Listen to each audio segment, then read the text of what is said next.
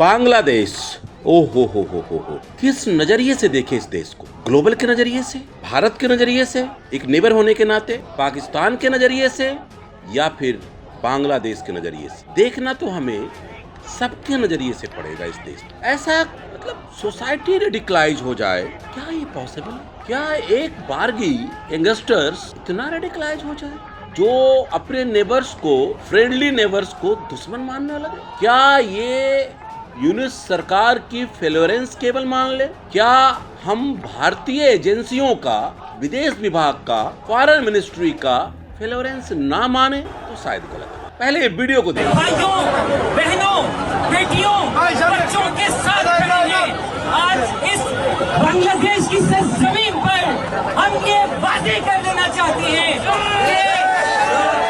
कि इस्राइल का कश्मीर पर एक नाजायज कब्जा है।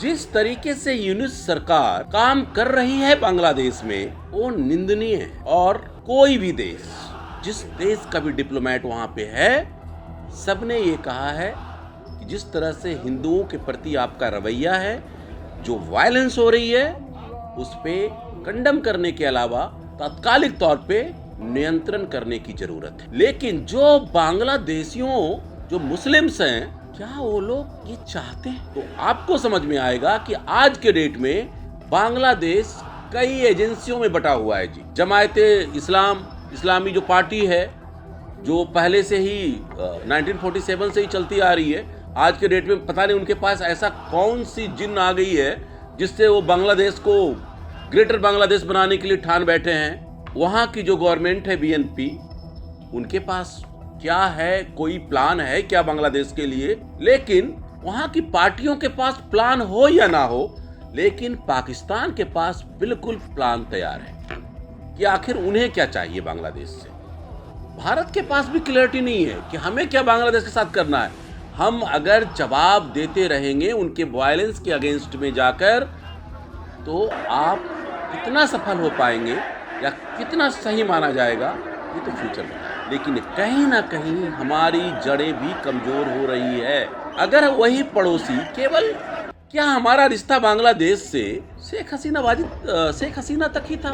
बांग्लादेश, इंडो बांग्लादेश का जो रिलेशनशिप था, एक बेहतर नेबर्स का था। और आज जिस हालात में पहुंच गया है, हम ये तो कतई नहीं कह सकते कि हम एक दूसरे को पसंद करते हैं। अगर हम सोशल साइट्स को देखें तो जरूर बोल सकते हैं ये बात। आखिर ऐसा क्या किया है भारत ने? आखिर ऐसा क्या हुआ है बांग्लादेश में? ऐसा क्या पाकिस्तान ने घुट्टी पिलाई है जो बांग्लादेश इस तरह की तकरीरें की जा रही है?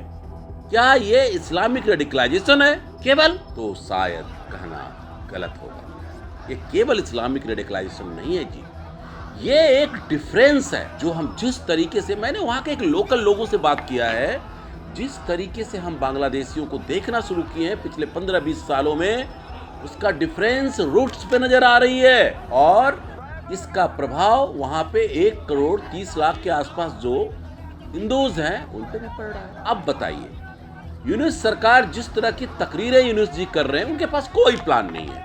आप मान लीजिए कौन सी गवर्नमेंट आएगी, इलेक्शन होगा या नहीं होगा, इलेक्शन के बाद क्या होगा, और अभी आने वाले दिनों में कितना वायलेंस होगा, कोई कुछ नहीं कर सकता। लेकिन अगर आप जियोपॉलिटिक्स में देखें, सब अपनी अपनी बातें कर रहा है। टेक्सटाइल का हब जिस बांग्लादेश ने अपने आप को बना डाला था, आज वायलेंस का हब बन चुका है। सभी लोग सेम पुल बता रहे हैं वहाँ के हालात को, पॉलिटिकल हालात को, जिस तरह से जलाया जा रहा है। गवर्नमेंट जो टेरिटरीज हैं, बिल्डिंग्स हैं, एजेंसियों का कोई मतलब नहीं है। जो आर्मी है, उन्हें खुद नहीं पता कि कैसे लॉ एंड ऑर्डर को मेंटेन करना है। पुलिस तो बिल्कुल हाथ खड़े कर चुकी है। वो आखिर होगा, अगर सारे तथ्यों को देखें और डेटा को भी उठाकर देखें, बांग्लादेश में रेडिकलाइजेशन की जड़ें तो जरूर गहरी हुई है, साथ साथ हमारा रवैया भी बदला है। इसलिए हमें भी अपनी विदेश नीति पे, फॉरेन जो हमारी थॉट्स है, उस पर सोचने की जरूरत है। और हमने वीडियो में यही बताने की कोशिश की है, अगर कोई पड़ोसी हमसे दूर जा रहा है, उसको और दूर मत कीजिए। आखिर ग्रेटर बांग्लादेश वो बनाएंगे कैसे? वो तो उनकी एक चिड़ है जो सोशल साइट्स पे निकल के आती है। 7 सिस्टर्स इंडिया का पार्ट है, चाइना भी जानता है, बांग्लादेश भी जानता, नेपाल भी जानता है, पाकिस्तान भी जानता है। ये हुडबाजी जो हो रही है, ये आपको यानी भारतीय एजेंसियों को और यहाँ की इकोनॉमी को किस तरीके से परेशान किया जाए, इंडियन आर्मी को किस तरीके से इन्वॉल्व किया जाए, उसके कारण हो रही है। हमें कई चीजों से बचना होगा, कई चीजों से, तब आप फिर से उसी बांग्लादेश को देख पाएंगे जो हमारा नेबर था।